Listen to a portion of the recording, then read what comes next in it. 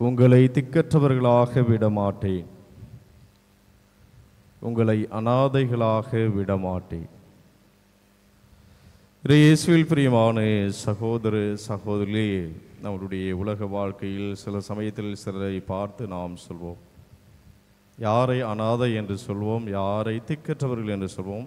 தாய் தந்தை இல்லாதவர்கள், அப்பா அம்மா இல்லாதவங்க, உறவுகள் இல்லாதவர்கள், நண்பர்கள் இல்லாதவர்கள், ஆதரவு இல்லாதவர்கள், இவர்களை பார்த்து நாம் அனாதைகள் என்று நாம் சொல்கின்றோம். அப்படி என்று சொன்னால் இந்த உலகத்தில் சமுதாயத்தில் யாருமே அவர்களுக்கு ஆதரவு இல்லை, உதவி இல்லை. எனவே அவர்களுடைய வாழ்க்கையில் தோள் கொடுக்க அவர்கள் இந்த உலகத்தில் யாருமே ஆட்கள் இல்லை. அவர்களைத்தான் நாம் திக்கற்றவர்கள் என்று சொல்கின்றோம், அனாதைகள் என்று நாம் சொல்கின்றோம்.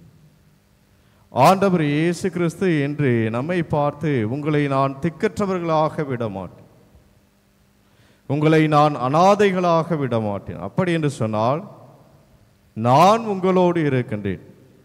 அனாதைகளுக்கு இந்த உலகத்தில் யாருமே இல்லாத ஒரு சூழ்நிலையில் இயேசு நம்மை பார்த்து சொல்லக்கூடிய வார்த்தைகள், நான் உங்களோடு இருக்கின்றேன், உங்களை திக்கற்றவர்களாக நான் விடமாட்டேன், அனாதைகளாக நான் விடமாட்டேன்.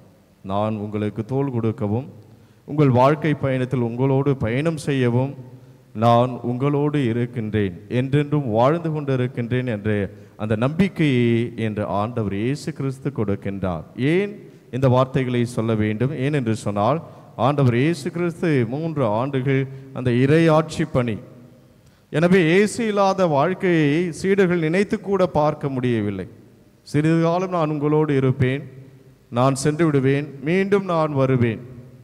எனவே ஆண்டவர் இயேசு கிறிஸ்து இல்லாத வாழ்க்கையை சீடர்கள் ஒருபோதும் நினைத்து கூட பார்க்க முடியாத ஒரு சூழ்நிலை. எனவே அப்படிப்பட்ட ஒரு சூழ்நிலையில் தான் இயேசு சொல்கின்றார், நீங்கள் கவலைப்பட வேண்டாம், நான் உங்களை அனாதைகளாக விட மாட்டேன், நான் உங்களை திக்கற்றவர்களாக விட மாட்டேன், நான் உங்களோடு இருந்து நான் உங்களோடு வாழ்வேன் என்ற அந்த வாக்குறுதியை இன்றைய நாளில் ஆண்டவர் இயேசு கிறிஸ்து கொடுக்கின்றார். எனவே உலகத்தில் நமக்கு ஆதரவு இல்லையே, தோள் கொடுக்க இங்கே யாரும் இல்லையே என்று நாம் கவலைப்பட வேண்டாம். மாறாக ஆண்டவர் இயேசு கிறிஸ்து நம்மோடு இருக்கின்றார். ஆம்,